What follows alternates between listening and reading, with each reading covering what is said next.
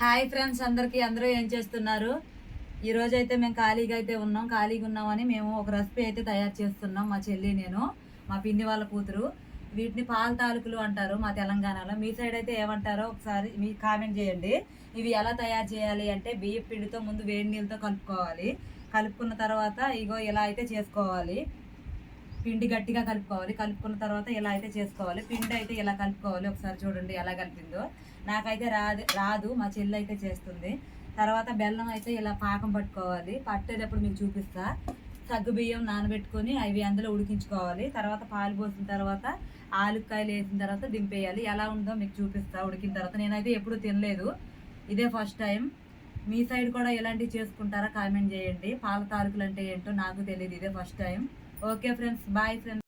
Hi friends, పొయ్యి మీద అయితే పెట్టా, మీకు చూపిస్తా చూడండి. అలాగో చూడండి, పాలు అయితే పొయ్యి మీద పెట్టి సగ్గుబియ్యం అయితే వేసాము. సగ్గుబియ్యం అయితే ఉడుకుతున్నాయి, ఇంకా అయితే ఉడకలేదు, ఉడుకుతూ ఉన్నాయి ఇప్పుడిప్పుడే. చూడండి, ఇవైతే మెత్తగా ఉడికిపోవాలంట.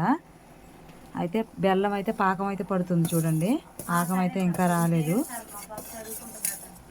పాకం వచ్చిన తర్వాత ఇవి ఎలా వేయాలో ఏంటో తీసి మీకు చూపిస్తా. వీడియో చూస్తూ ఉండండి. వీడియో దగ్గరికి రా కొంచెం చూపిద్ది కానీ. చూడండి ఫ్రెండ్స్, ఇవైతే ఇందులో వేసేస్తున్నా పాలల్లో. తిప్ప అవసరం లేదా? మొత్తం వేసిన తర్వాత ఏం చేయాలి? వీడియో ఫుల్గా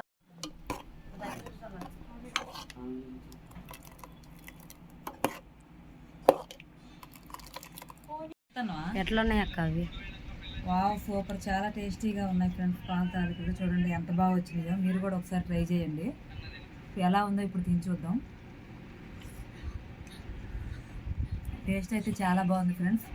ఒకసారి మీరు కూడా ట్రై చేయండి, చాలా బాగున్నాయి. బంద్ చేయండి.